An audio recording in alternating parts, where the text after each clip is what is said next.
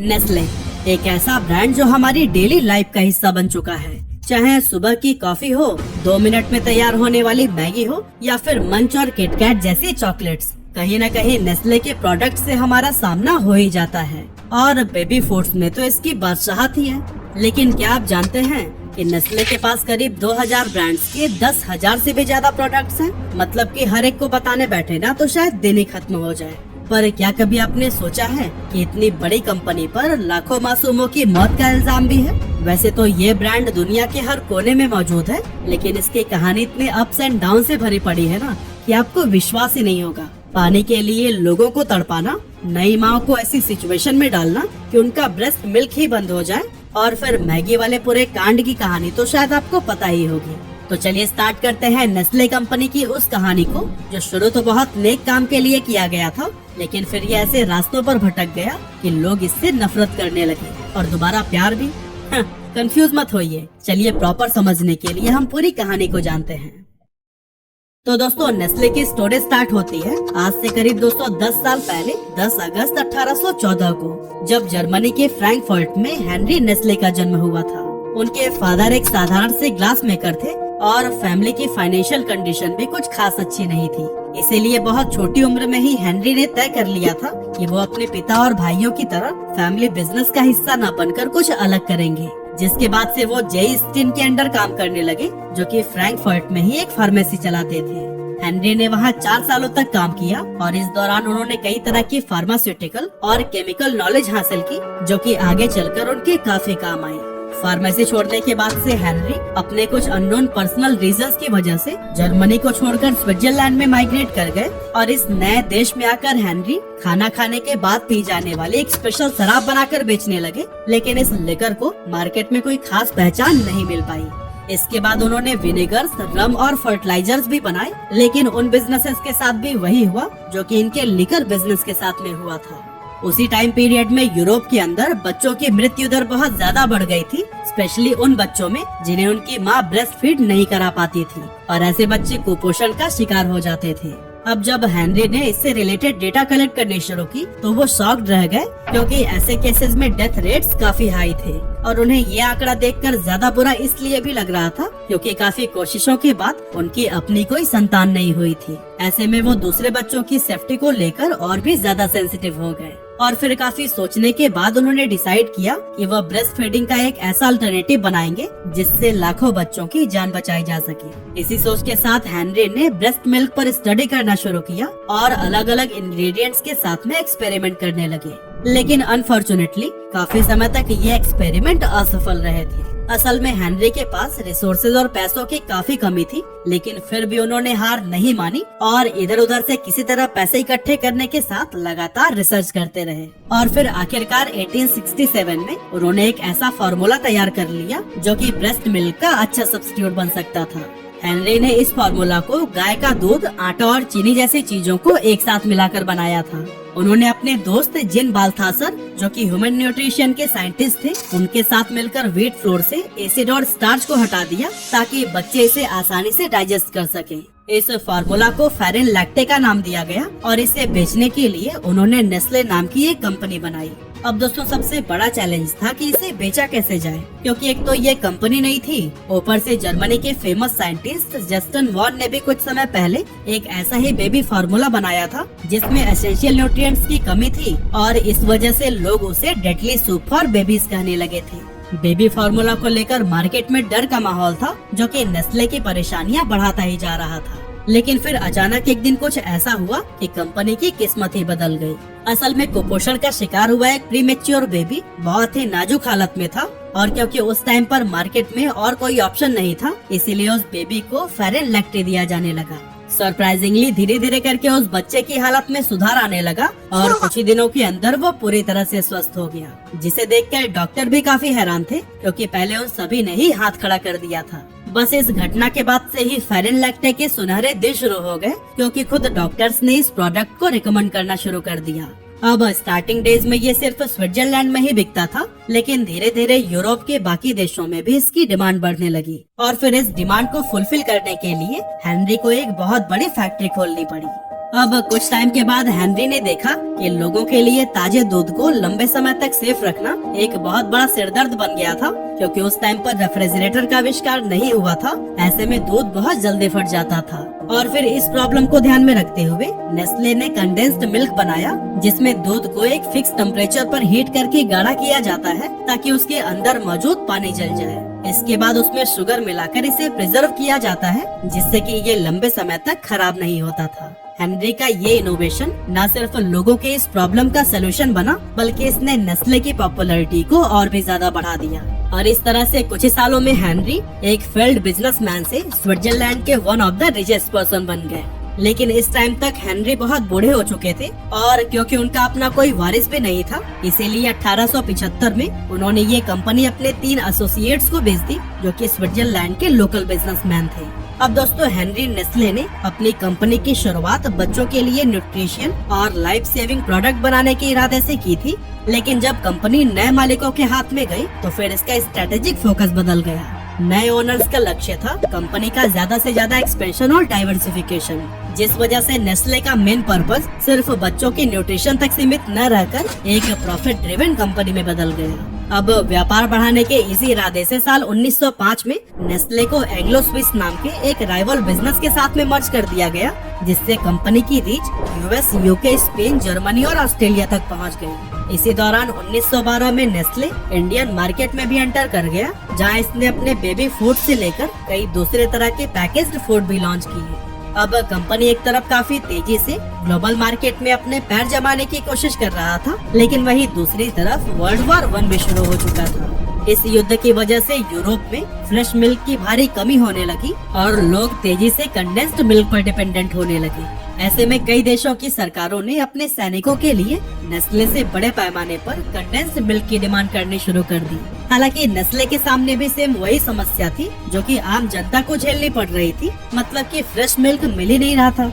और फिर इस प्रॉब्लम को सॉल्व करने के लिए ही नेस्ले ने अमेरिका में कई सारी फैक्ट्रीज खरीदी, ताकि वहां अवेलेबल फ्रेश मिल्क से कंडेंस्ड मिल्क का प्रोडक्शन किया जा सके। इस तरह से कंपनी का प्रोडक्शन कुछ ही समय में 2 गुना हो गया और युद्ध के दौरान नेस्ले ने बहुत पैसा कमाया।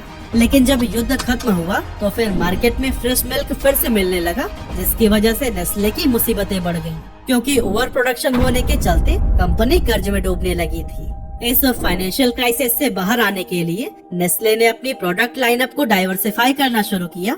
फॉर एग्जाम्पल 1920s में कंपनी ने कई तरह के चॉकलेट्स और पाउडर बेवरेजेस को इंट्रोड्यूस किया। हालांकि नेस्ले को असली सफलता तो तब मिली जब उसने 1930s में नेस्कैफे को लॉन्च किया, जो कि एक इंस्टेंट कॉफी पाउडर था।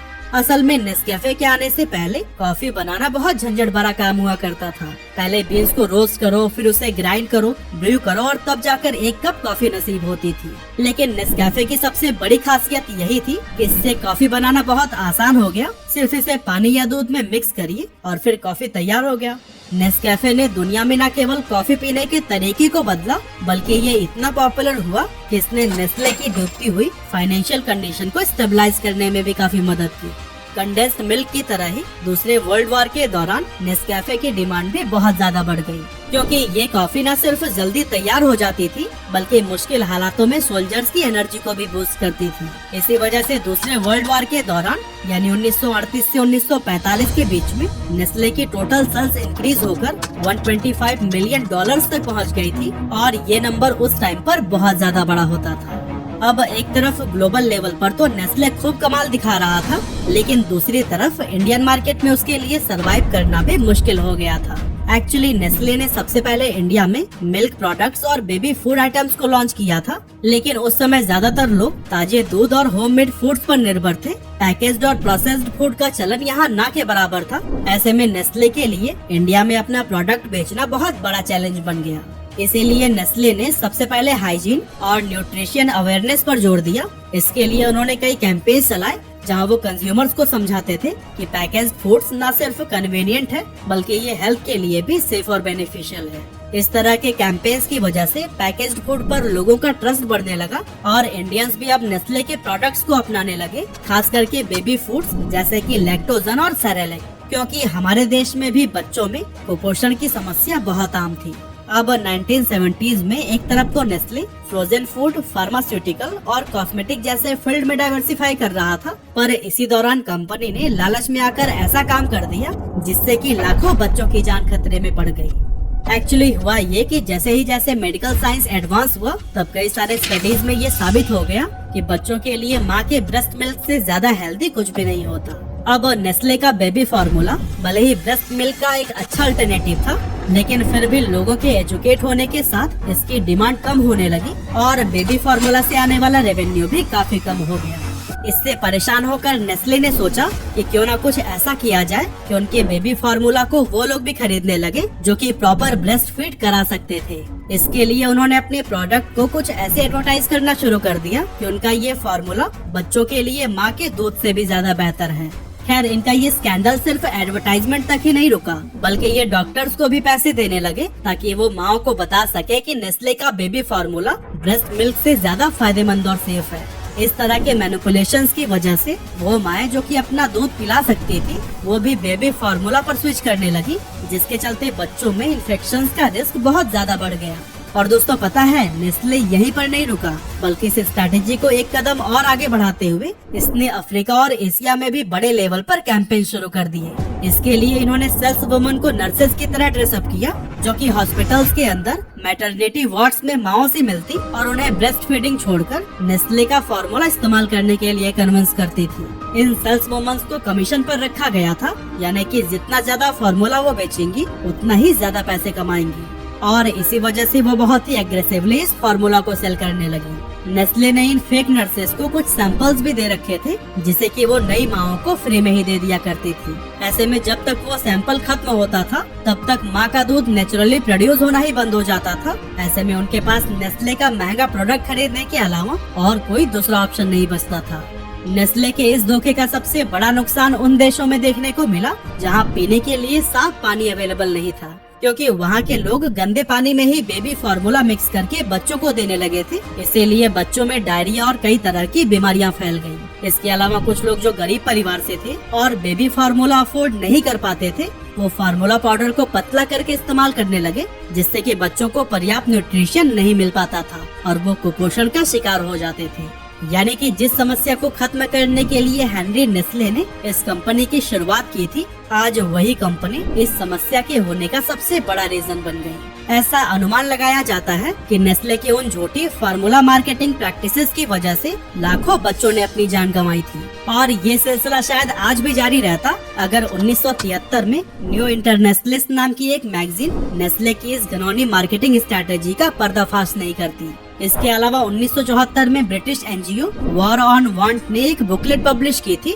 जिसका नाम था द बेबी किलर। इस बुकलेट ने डेवलपिंग कंट्रीज में नेस्ले के बेबी फार्मूला की मार्केटिंग प्रैक्टिसेस के ऊपर गंभीर आरोप लगाए थे, जिसमें बताया गया था कि नेस्ले ने जानबूझकर ऐसे हालात पैदा किए कि लोग ब्रेस्ट फीडिंग से दूर होने लगे। इसके कुछ समय के बाद से द बेबी किलर का जर्मन ट्रांसलेशन किया गया और इसे नेस्ले किल्स बेबीज के नाम से पब्लिश किया गया, जिससे कि कंपनी के खिलाफ लोगों में काफी आक्रोश पैदा हो गया।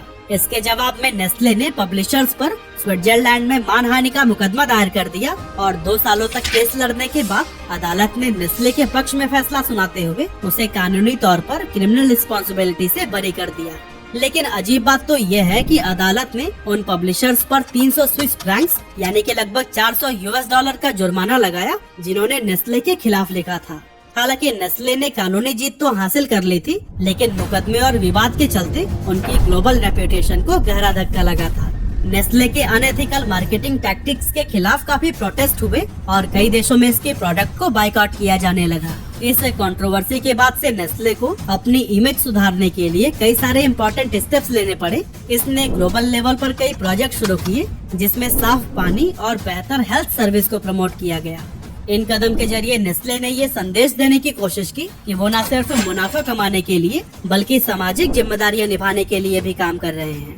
इसके साथ ही नेस्ले ने WHO के द्वारा जारी international code of marketing of breast milk substitutes का पालन करने का भी संकल्प लिया और इस कोड के तहत कंपनी को ये बताना जरूरी था कि ब्रेस्ट मिल्क बच्चों के लिए सबसे अच्छा है और इसे फार्मूला मिल्क से बेहतर समझा जाए।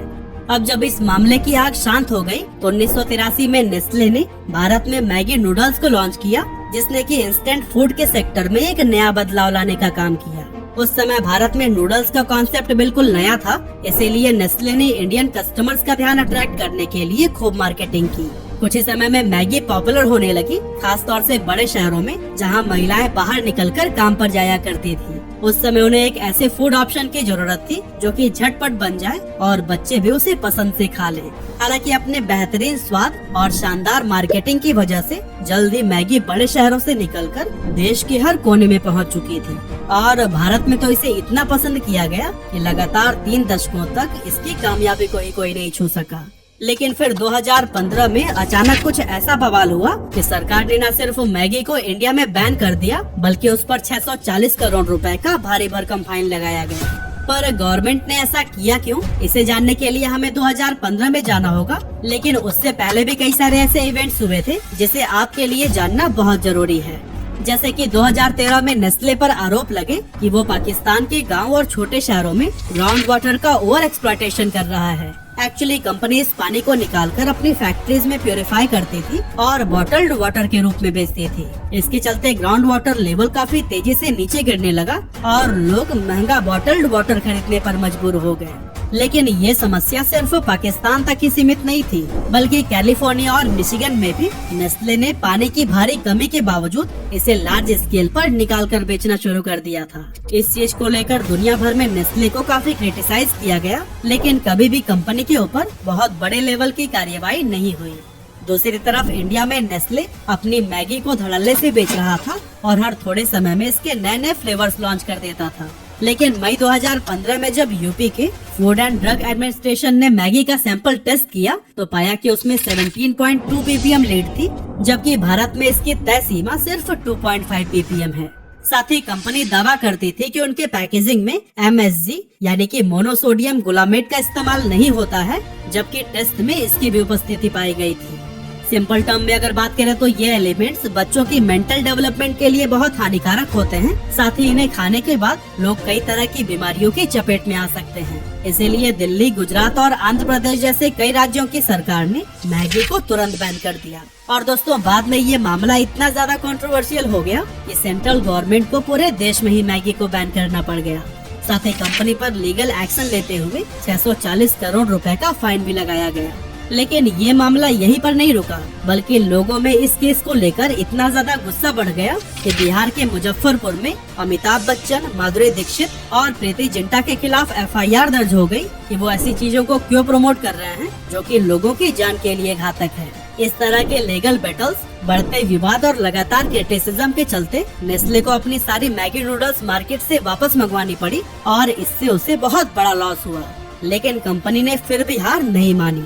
कुछ महीने बाद नेस्ले ने अपने इंग्रेडिएंट्स में बदलाव करके 30 नवंबर 2015 को इंडिया में मौजूद अपने सभी 5 प्लांट्स पर मैगी का प्रोडक्शन फिर से शुरू करा दिया। इस बार मैगी की क्वालिटी और सेफ्टी को लेकर बहुत हाई लेवल के चेक्स किए गए और यह इंश्योर किया गया कि मैगी में किसी भी हानिकारक सब्सटेंस की मिलावट न हो। मार्केटिंग में री एंट्री के बाद कंपनी ने एडवर्टाइजमेंट के जरिए लोगों को बताना शुरू कर दिया कि अब मैगी पहले से भी बेहतर हो चुकी है। और दोस्तों, कंपनी के इन एफर्ट्स की वजह से लोग कुछ ही समय में फिर से मैगी की तरफ अट्रैक्ट होने लगे। इस तरह से नेस्ले ने अपनी जर्नी में बहुत सारे उतार चढ़ाव देखे, क्रिटिसिज्म का सामना किया और लीगल बैटल्स भी फेस किए। फिर भी आज ये दुनिया की सबसे बड़ी कंपनियों में से एक है।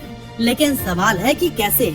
असल में दोस्तों, नेस्ले भले ही एक बहुत ही रिच कंपनी है, लेकिन इसका मतलब ये नहीं है कि सिर्फ पैसे और एडवर्टीजमेंट की वजह से ही इसके प्रोडक्ट्स पॉपुलर हैं। कंपनी ने कई सारे ऐसे प्रोडक्ट्स भी लॉन्च किए हैं जो कि वाकई क्वालिटी में बेहतरीन हैं और लोग उन पर भरोसा करते हैं। और दोस्तों, इन्हीं सभी फैक्टर्स की वजह से ही नेस्ले के प्रोडक्ट आज दुनिया के लगभग हर कंट्री में ही आपको मिल जाएंगे।